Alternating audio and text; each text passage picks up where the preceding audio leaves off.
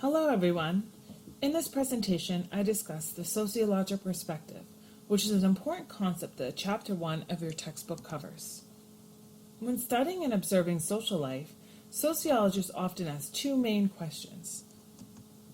What do people do, and why do people do what they do? From here, sociologists work to identify and explain social patterns and see how such patterns change over time and in different settings. Sociology focuses on the systematic understanding of social integration, social organization, social institutions, and social change.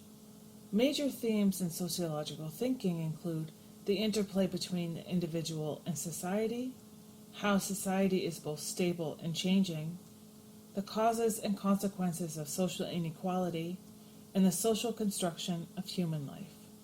With the goal to recognize the difference between sociological and individualistic or non-sociological explanations for human behavior, let's discuss the growing social problem of suicide in our society. According to a 2016 article in the New York Times, suicide in the United States has surged to the highest levels in nearly 30 years, with increases in every age group except older adults.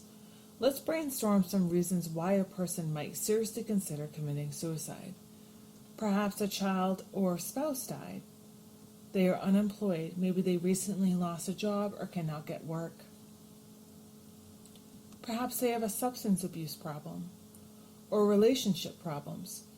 Maybe they got a divorce or are significantly lonely because no one wants to be with them. Or perhaps they are terminally ill or have chronic financial problems. These are all very common and well-documented reasons why someone might consider or actually commit suicide. Now let's rephrase these into statements of feelings. What feelings would such a person experience that would lead him or her to commit suicide?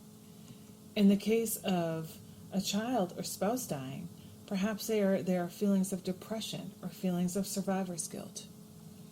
With being unemployed, perhaps they are experiencing feelings of rejection. In situations of addiction, maybe there are feelings of helplessness. With relationship problems, perhaps there are feelings of feeling worthless. In the case of terminal illness, perhaps at that moment in time, they feel like they are hopeless in their situations. Think about these in terms of a set. How are they alike? Really, they are overwhelming feelings of unhappiness.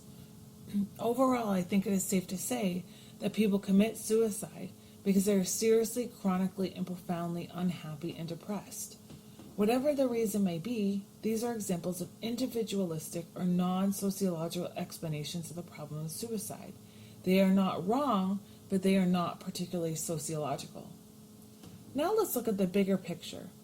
Here is the United States map showing a suicide rate from 2000 to 2006. There's a clear west to east coast difference here. In fact, the West has been identified as a suicide hotbed as early as the 19th century and remains so today. So why is the rate of suicide higher in Midwestern states compared to other states on the East Coast? Researchers have studied the so-called suicide belt for decades, but have yet to come up with a clear answer as to why Westerners are so much more likely than people in other parts of the country, particularly those on the East, to commit suicide. Some believe that the areas with high suicide population change like the West have more newcomers and temporary residents, which consequently causes weakened social ties and weakened social institutions such as marriage and religion.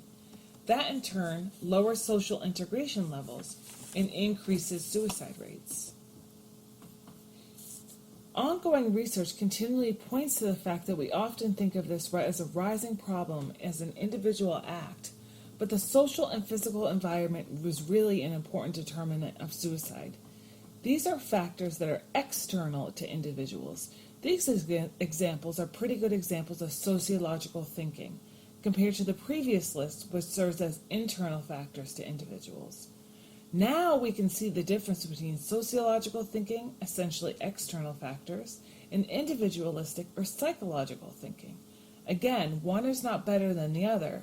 They are just different approaches to understanding the world in which we live. In fact, founding sociologist Emile Durkheim published a classic text called Suicide that is widely taught to students within the discipline today. Published in 1897, the work is considered groundbreaking both for showcasing an in-depth case study of suicide that revealed that there are social consequences or social reasons why somebody might consider suicide, and because it was the first book to present a sociological study in that time. Suicide offers an examination of how rates of suicide differ by religion. Specifically, Durkheim analyzed differences between Protestants and Catholics.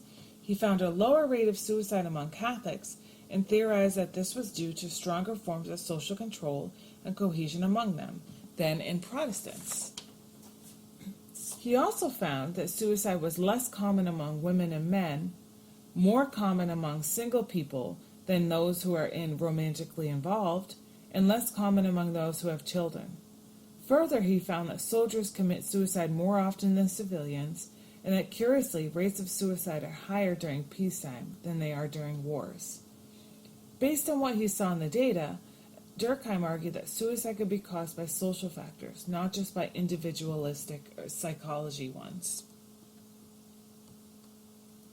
These are all examples of sociological thinking, looking at human behavior, individual experiences within a larger social context.